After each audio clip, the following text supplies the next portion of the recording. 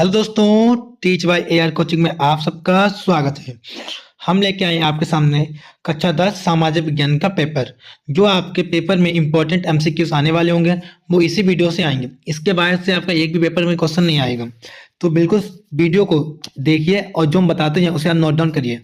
Pen और paper लेके आप लोग बैठिए, नहीं सिर्फ कान में हेडफोन लगा के सुन रहे हैं, उसे समझिए भी। हम आपको इसमें हर चीज बताएंगे जो आपके बोर्ड एग्जाम यानी उत्तर प्रदेश बोर्ड हो, बिहार बोर्ड हो, कोई सा बोर्ड हो, सब में क्वेश्चन पूछे जाते हैं। तो जो कौन सा है आपका लेक्चर नंबर 2 है। इससे पहले हम आपका लेक्चर नंबर 1 आपको प्रोवाइड करा चुके हैं। अगर नहीं देखा है आप लोगों ने तो डिस्क्रिप्शन में लिंक होगा, वहां जाके देख लीजिए। आइए शुरू करते हैं अपनी वीडियो। देखिए पहला क्वेश्चन आपके सामने दे रखा है, प्रथम विश्व युद्ध प्रारंभ हुआ। जो प्रथम विश्व युद्ध हुआ था वो कब प्रारंभ हुआ था? तो ऑप्शन आपके सामने है 1910,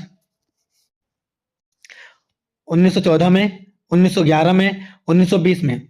तो देखिए इसका आपको अगर मालूम है तो आप लोग वीडियो रोक के इसका आंसर कमेंट बॉक्स में दीजिए। इसका राइट आंसर क्या है आपका 1914 में। पर इसकी डिटेल क्या वो आपको समझिए। देखिए ये कब हुआ था वो भी सीख लीजिए और बाकी युद्ध क्या वो भी बताएंगे। सबसे पहले देखिए फर्स्ट प्रथम विश्व युद्ध किसके, प्रथम विश्व युद्ध आपका हुआ था 28 जुलाई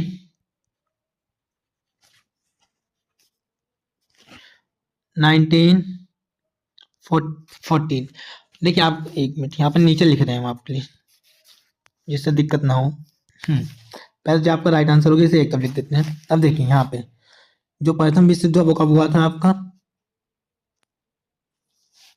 28 जुलाई 1914 से 11 नवंबर 1938 तक, 1918 तक, सॉरी।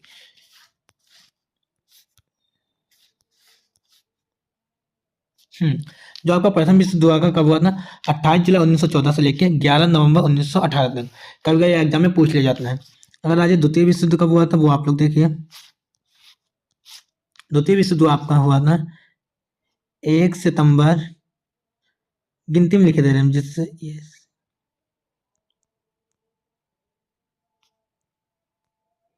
शॉर्ट फॉर्म में लिख देना, बहुत ज्यादा बड़ा हो जाएगा फिर दिक्कत हो जाएगी।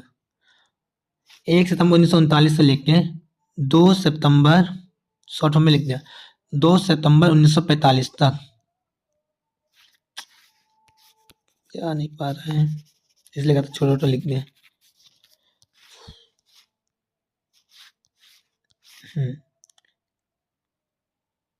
1 सितंबर 1939 से लेके 2 सितंबर 1945 तक।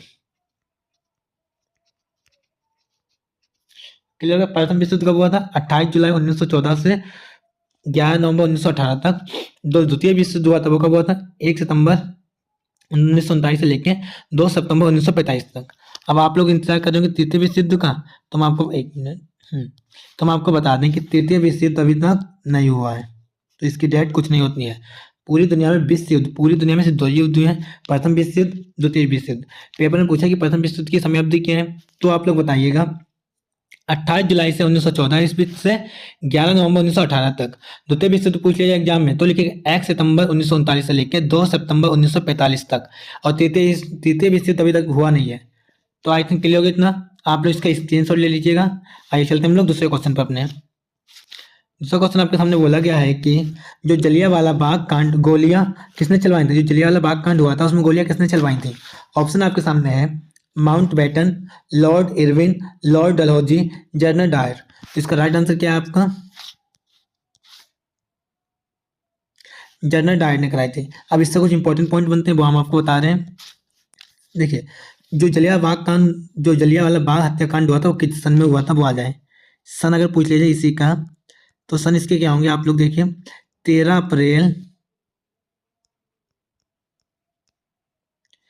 अप्रैल से 1919 तक। पूछा जलियांवाला बाग हत्याकांड किस सन में हुआ, तो 13 अप्रैल 1919 को। दूसरा पूछा जाए कि जलियांवाला बाग हत्याकांड किस जगह पर हुआ, तो जगह का नाम क्या होगा आपका? अमृतसर में हुआ था। कहाँ हुआ था? अमृतसर में।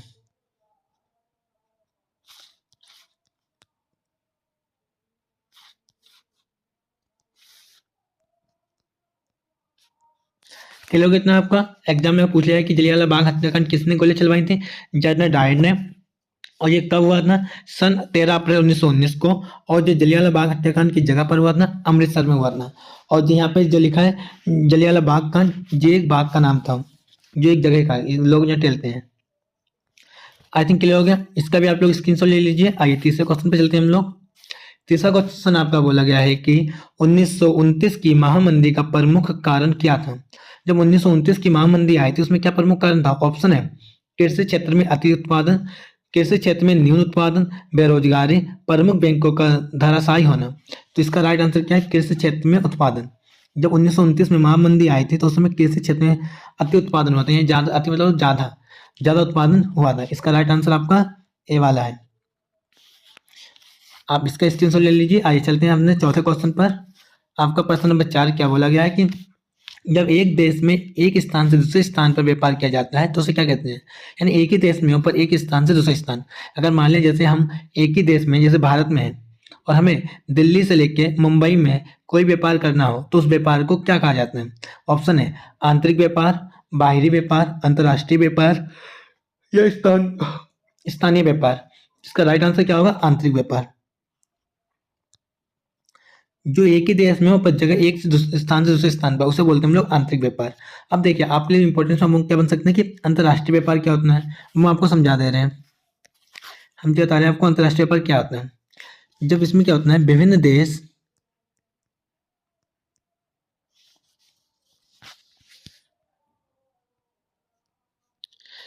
देशों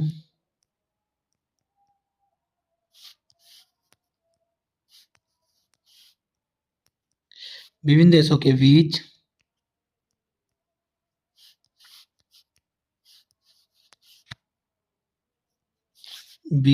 वस्तुओं और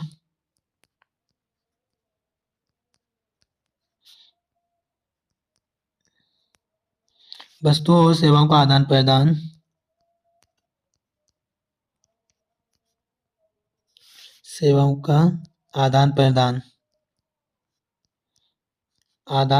व्यापार।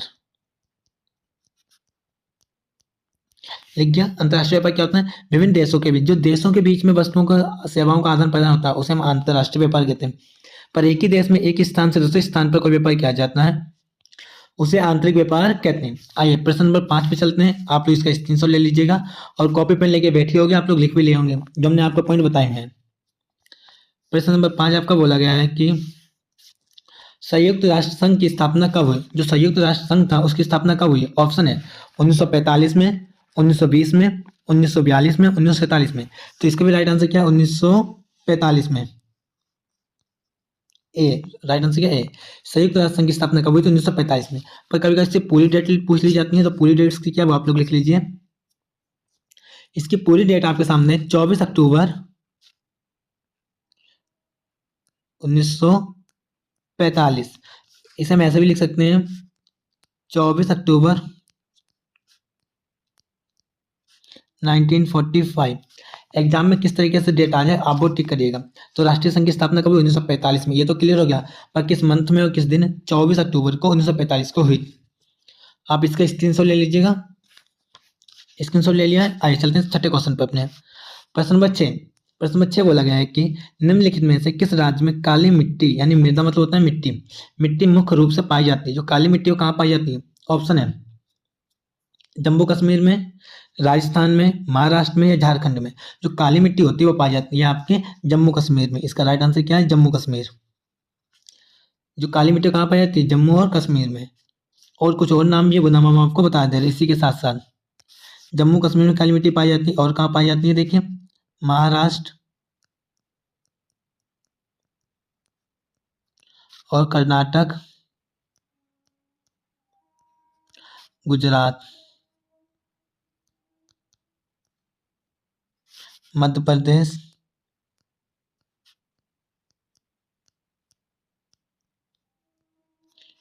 ये कुछ इंपॉर्टेंट नाम है जहाँ जहाँ काली मिट्टी पाई जाती है, आप लोगों ने लिख लीजिएगा।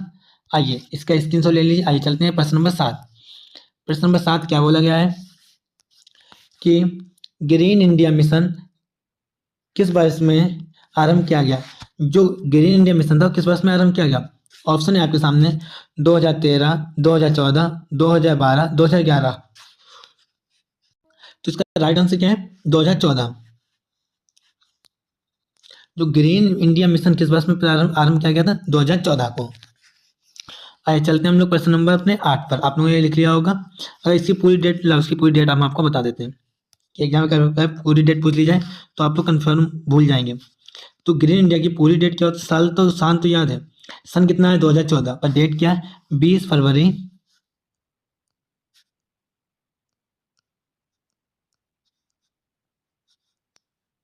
20 फरवरी 2000।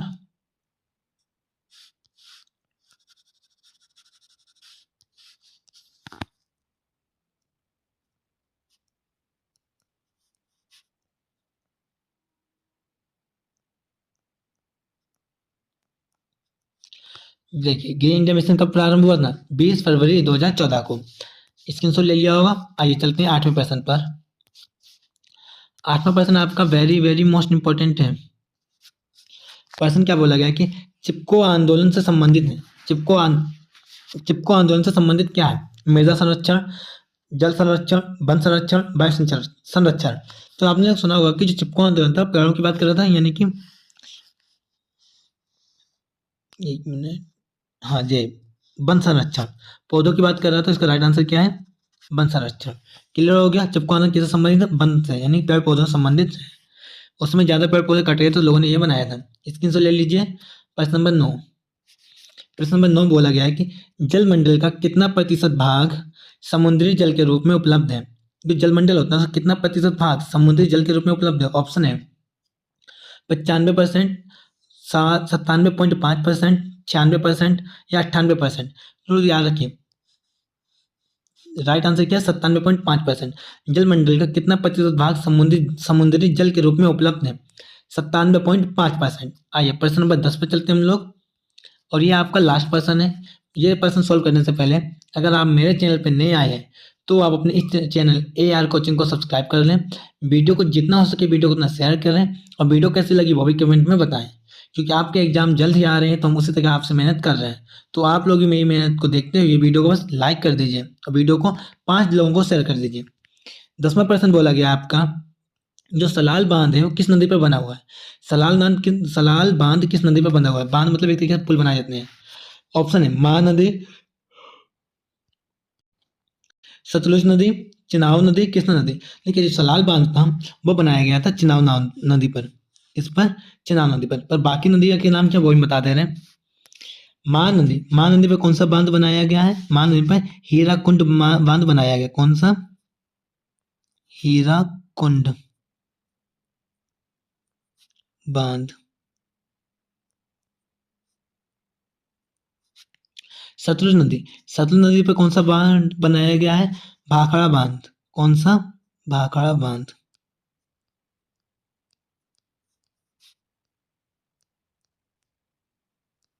अब कृष्णा नदी पर कौन सा बांध बनाया गया है? नागार्जुन सागर बांध, जो सबसे बड़ा बांध है।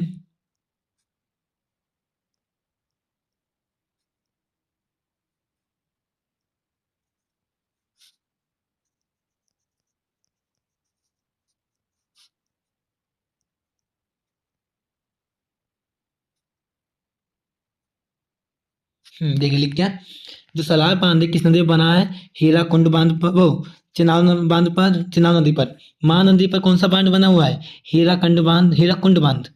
सतलुज नदी पर कौन सा बांध बना हुआ है? भाखड़ा बांध। और चिनाब नदी पर कौन सा बना हुआ है? सलाल बांध। कृष्णा नदी पर कौन सा बना हुआ है? नागार्जुन सागर बांध। ये आपके इंपॉर्टेंट है। हम इसे तीसरा वीडियो लेके आएंगे। वीडियो देखने के लिए धन्यवाद। हम जल्दी मिलेंगे नई वीडियो के साथ। जब तक के लिए जय हिंद दोस्तों।